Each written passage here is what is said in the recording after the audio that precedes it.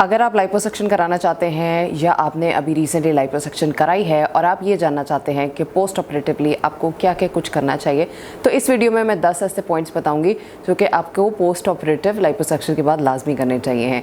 ये वो सवाल हैं जो मेरे पेशेंट्स अक्सर मुझसे पूछते हैं, तो मैं इस वीडियो के अंदर ये सारे एड्रेस कर रही हूँ ताकि ये आपके लिए एक कंप्लीट गाइड हो कि आपने लाइपोसक्शन के बाद क्या क्या कुछ करना है। So let's jump into the video. अस्सलाम वालेकुम, मेरा नाम डॉक्टर हिरा अलवी है। मैं एक कंसल्टेंट प्लास्टिक सर्जन हूँ और लाहौर में प्रैक्टिस करती हूँ।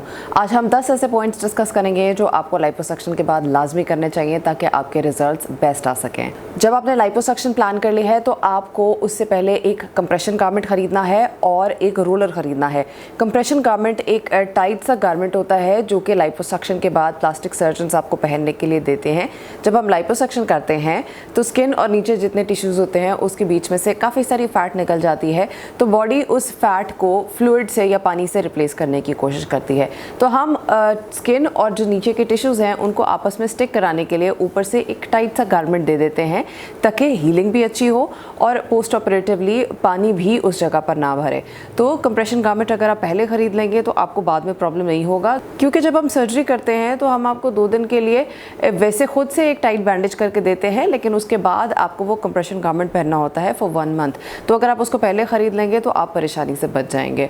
रोलर भी ख़रीदना बहुत ज़रूरी है आपके लिए, क्योंकि रोलर के साथ जब आप मसाज करते हैं तो जितना भी पानी एक्स्ट्रा होता है वो भी निकल जाता है, लिम्फेटिक ड्रेनेज होता है, और अगर कोई थोड़ी बहुत इरेगुलरिटीज़ हैं या बम्प्स हैं तो वो उससे स्मूथ आउट होती जाती हैं। तो रोलर एक वेरी इंपॉर्टेंट पार्ट है बिफोर लाइपोसक्शन कि वो आपको ज़रूर ले लेना चाहिए।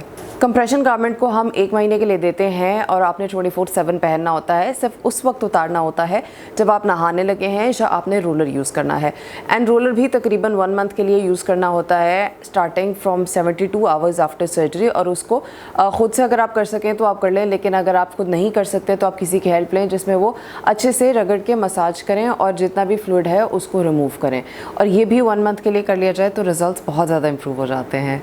जब आपने लाइपोसक्शन करानी है तो आपके पास कोई एक ऐसा इंसान होना चाहिए है जो कि आपकी बाद में केयर कर सके। यानी कि अगर आपने लाइपोसक्शन कराई है तो पहले कुछ घंटों में या पहले 48 आवर्स में आप अपना उस तरह से ख्याल नहीं कर सकेंगे। एंड उसके बाद क्योंकि हमने इतना सारा एनेस्थेटिक फ्लूइड डाला होता है तो काफ़ी सारा फ्लूइड बाहर भी आता है और वो थोड़ा सा ब्लड स्टेन्ड होता है जिसमें आपको ड्रेसिंग भी चेंज करनी पड़ सकती है या आपका ख्याल करना पड़ सकता है, या जब आप वॉशरूम जाएंगे तो उस वक्त थोड़ी बहुत डिजीनेस हो सकती है। तो आपके पास एक ऐसा इंसान ज़रूर होना चाहिए है जो कि ब्लड देखने के साथ कंफर्टेबल हो, जो कि ड्रेसिंग्स चेंज कर सकता हो, जो कि आपको उठाकर वॉशरूम लेकर जा सकता हो या वापस लेकर आ सकता हो, because this is very important.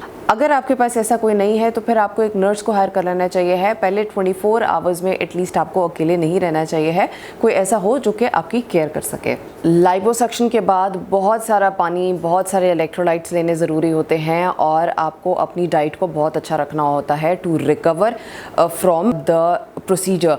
अगर आप मल्टीविटामिन्स नहीं भी लेते हैं पहले तो आपको बाद में zinc, folic acid, calcium and multivitamins लाजमी लेने होते हैं ताकि आपकी हीलिंग अच्छी रहे और आपके अंदर कोई कमी ना आए।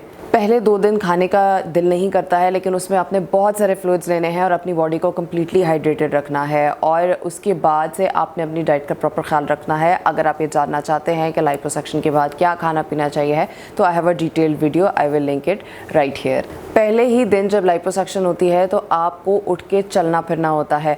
अगर आप लेटे रहेंगे तो एक तो हीलिंग डिले होती है, दूसरा टांगों में क्लॉट्स बनने के चांसेस होते हैं जो कि डेंजरस हो सकते हैं। सो बहुत ज़्यादा हैवी एक्सरसाइजेस नहीं करनी, बहुत ज़्यादा ब्रिस्क वॉक नहीं करनी, लेकिन आपको इनकरेज किया जाता है कि आपने फ़ौरन से चलना फिरना शुरू कर देना है ताकि आपकी हीलिंग बेटर हो जाए।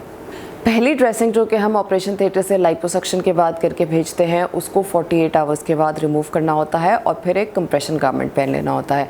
प्रेफरेबली 48 आवर्स से पहले आपने वो ड्रेसिंग ओपन नहीं करनी होती है ताकि जो स्किन की ऊपर की लेयर है वो हील हो जाए और उसके बाद उसमें से कोई लीकेज या कोई और प्रॉब्लम ना हो। तो 48 आवर्स तक अगर कोई आपकी ड्रेसिंग सोक भी हो जाए या गीली भी हो जाए तो आप उसी के ऊपर एक और ड्रेसिंग रख लें जिसका सामान आपके पास घर पे होना चाहिए है और उसके ऊपर एक क्रेप बैंडेज कर लें।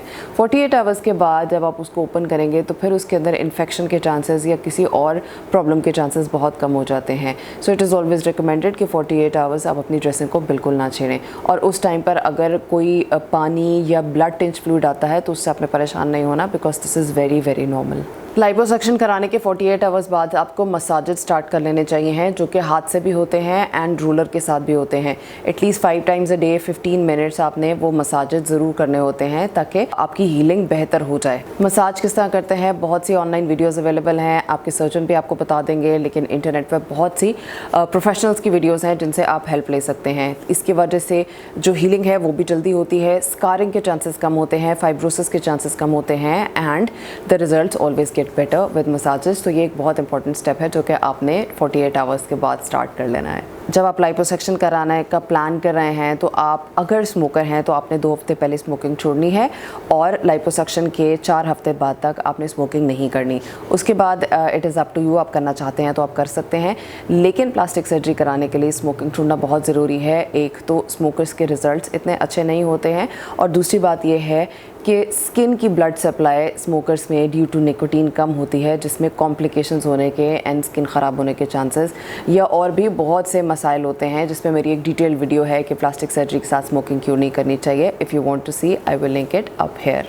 इवन दो लाइपोसक्शन के स्कार्स बहुत छोटे होते हैं, लेकिन उसके बावजूद भी उनका केयर करना बहुत ज़रूरी है ताकि स्कार्स बहुत ही मिनिमल बने। अब जब स्किन एक दफ़ा क्लोज़ हो गई तो आपने मसाजेस स्टार्ट करने होते हैं। मैं शुरू में रिकमेंड करती हूँ कि आप सिलिकॉन जेल या सिलिकॉन शीट यूज़ करें और वो आपने एटलीस्ट 3 मंथ्स तक यूज़ करनी है। एंड दिन में अगर आप सिलिकॉन जेल यूज़ कर रहे हैं तो आपको उसे 2 बार मसाज करना चाहिए है फॉर 5 मिनट्स। और अगर आप शीट्स यूज़ कर रहे हैं तो आप किसी भी रेगुलर ऑयल का, ऑलिव ऑयल, आलमंड ऑयल कोई भी लेके आप उस स्कार को अच्छे से मसाज करें। मसाज करने की वजह से स्कार बैठ भी जाता है और उसकी क्वालिटी बहुत अच्छी होती है।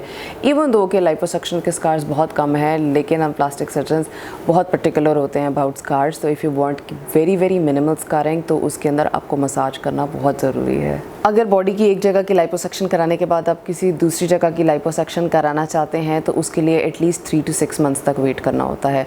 और अगर आप अपनी उस एरिया की लाइपोसक्शन में थोड़े बहुत चेंजेस चाहते हैं, अगर आपको लगता है कि कोई इरेगुलरिटीज़ हैं या कोई पम्प्स हैं जो कि आप उस एरिया में इम्प्रूव कराना चाहते हैं जहां ऑलरेडी आप लाइपोसक्शन करा चुके हैं, तो उसके लिए एटलीस्ट 1 ईयर वेट करना होता है। 1 ईयर के बाद आप कोई भी रीटच या रीडू सर्जरी करें जो थोड़ी बहुत इरेगुलरिटीज़ रह गई हैं, अगर रह गई हैं तो वो उनको एड्रेस किया जा सकता है।